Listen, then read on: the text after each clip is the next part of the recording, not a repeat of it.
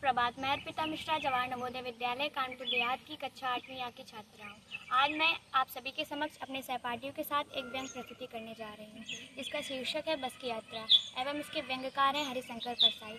अब मैं आप सभी के समक्ष सभी पात्रों का परिचय करवाने जा रही हूँ। मैं आज की बस चालक के रूप में, मैं श्रद्धा, मैं प्रिया, मैं काव्या दोस्तों के रूप में, मैं सिका चने वाले के रूप में, मैं अपनी चाय वाले के रूप में, मैं रातिया हिस्सेदार के रूप में।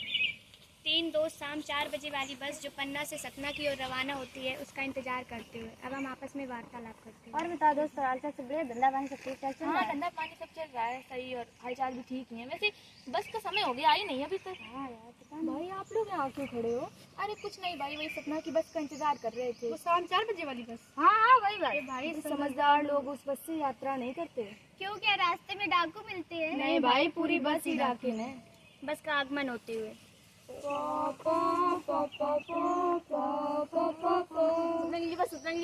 अरे देखो बस आ गई। ये बस तो खूब वयोवृद्ध लगती है, इसको देखकर तो श्रद्धा मर पड़ी। ये बस तो पूजा की योग है, इस पर सवार कैसे हुआ जा सकता है? बेचारी सदियों के अनुभव के निशान लिए हुए, तभी लगता है इस पे कोई सफर नहीं करना चाहता है। बस कंपनी के हिस्सेदार भी उसी बस से सफर कर रहे हैं। उनके और दोस्तों के बीच वार्तालाप होते हुए ये बस चलती भी है?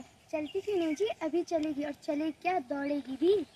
वही तुम देखना चाहती है, बस अपने आप चलती है। और कैसे चलेगी, भूत थोड़ी ना चलाएगा कि अपने आप ही चलेगी।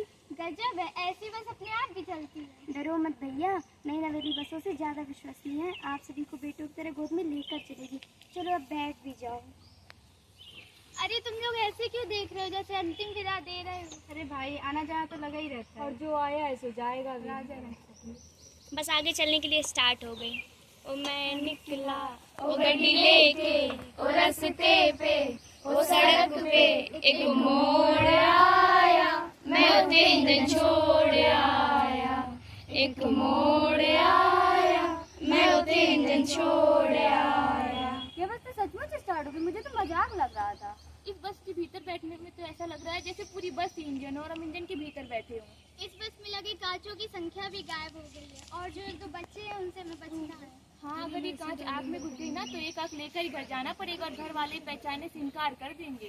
क्यों हिस्सेदार साहब, ये बस कितनी पुरानी है? ज्यादा नहीं, बस गांधी जी के असहयोग और सबने विज्ञान आंदोलन के वक्त से चल रही है। तभी बेचारे बस की हालत बड़ी दयनीय लग रही है। समझ नहीं आ रहा, हम सीट पर बैठे हैं, सीट हम पर बैठी है। तभी अचानक बस रुक गई। ऐसा लगा जैसे कुछ भारी विपत्ति आन पड़ी हो। अरे भैया बस अचानक क्यों रुक गई? मालूम हुआ है कि पेट्रोल की टंकी में छेद हो गया है। Oh no! तभी ड्राइवर ने बाल्टी में पेट्रोल निकालकर उसे बगल में रखा और नली डालकर इंजन में भेजने लगा। तभी चने वाले का आगमन। चना बोल चना, चना चना बोल चना, 20 रुपए के 100 ग्राम, 10 रुपए के 50 नहीं ग्राम। बोलिए, चना बता का कर लिया। अरे भैया मैंने कब बोला कि आप चना बोलिए? फिर क्या कह रहे हो चना बोल चना? अरे ये तो भैया मेरे बेचने का तरीका है। ऐसे कौन चना बेचे, दूसरे आदमी समझा ना है। अरे भाई वो सब छोड़ो और बताओ कितने के कितने रुपए के हैं वैसे?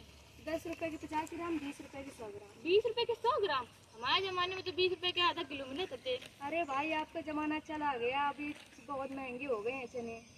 सही बोल रहे, 20 रुपए के 100 ग्राम तो महंगे है, 10 रुपए के 50 ग्राम दे हाँ, भैया लगता है बहुत बड़े कंजूस है। चने वाला चने देता है और फिर चला जाता है। अरे भैया बस कितनी देर में चलेगी? ज्यादा नहीं, बस आधे घंटे की बात है। बेचारी बस वृद्ध हो चली है, उसका गला सूख रहा है इसलिए इसमें तेल डाल रहा हूँ। अब तो ऐसा लग रहा है जैसे ड्राइवर इंजन को अपनी गोद में रखकर उसे नली से पेट्रोल पिलाएगा, जैसे माँ बच्चे के मुंह में दूध की शीशी लगाती है। बस की रफ्तार अब 15-20 मील हो चुकी थी। उसके किसी भी हिस्से पर भरोसा नहीं किया जा सकता था। किसी भी वक्त ब्रेक फेल हो सकता था, स्टीयरिंग टूट सकती थी और ना जाने क्या क्या हो सकता था। तभी अचानक एक बार बस फिर से रुकी। अब क्या हुआ ड्राइवर साहब, क्या फिर से इंजन को गोद में लेकर तेल गिराने का इरादा है? नहीं भैया, लगता है इसका एक तरफ का पहिया बैठ गया है। लगता है वो बैठे ही रहेगा, कभी नहीं खड़ा होगा। अरे नहीं भैया रुकिए, मैं कुछ तरकीब निकालता हूँ। हिस्सेदार साहब क्यों, बेचारे बस की जान नहीं है, अब तो इसकी आराम करने की आवश्यकता है। ऐसी बात नहीं है जी, बस तो एकदम फर्स्ट क्लास है। मेरे जीवन की दशा, थोड़ा लफ्जों का नशा, थोड़ी मंजिल की आस है, बाकी सब फर्स्ट क्लास है। ओ कसम से बाकी सब फर्स्ट क्लास है। ये तो इत्तेफाक की बात है कि बस का एक तरफ का पहिया बैठ गया। चिंता की बात नहीं है, अभी सही हो जाएगा। छीड़ चांदनी में वृक्षों की छाया के नीचे वह बस बड़ी दयनीय लग रही थी। ऐसा लग रहा था जैसे कोई वृद्धा थककर बैठ गई हो। उधर हिस्सेदार साहब ने इंजन खोला और कुछ सुधारने लगे। चलो भैया एक गाना सुनाते हैं। हाँ। सुनाओ सुनाओ सुनाओ।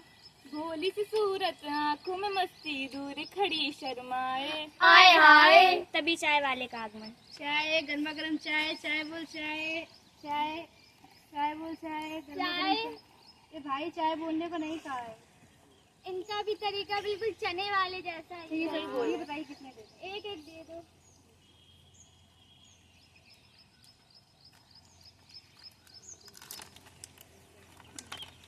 चाय वाला चाय दे के चला जाता है और सभी चाय की चुस्कियों के साथ बातें करने लगते हैं।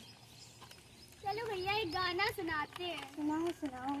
काली सी सूरत हाथों में केतली दूर खड़ा चिल्लाए चाय चाय। वाह भैया वाह, क्या गाना सुनाए, दिल तो एकदम गार्डन गार्डन हो गया।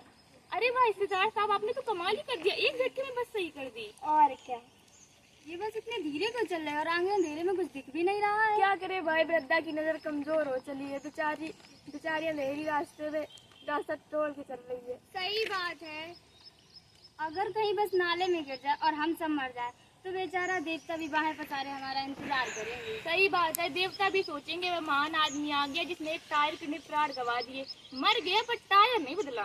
भाई मुझे तो लगता है हम वक्त पर पन्ना पहुंच ही नहीं पाएंगे। वक्त पर क्या, मैंने तो पन्ना पहुंचने की उम्मीद ही छोड़ दी है। लगता है सारी दिन किसी बस में गुजारनी पड़ेगी और सीधा दूसरे लोग को प्रयाण कर जाना है। सही बात है, इस धरती पर तो इस बस की कोई मंजिल ही नहीं, ये तो स्वर्ग में भी पूजने योग्य बस है।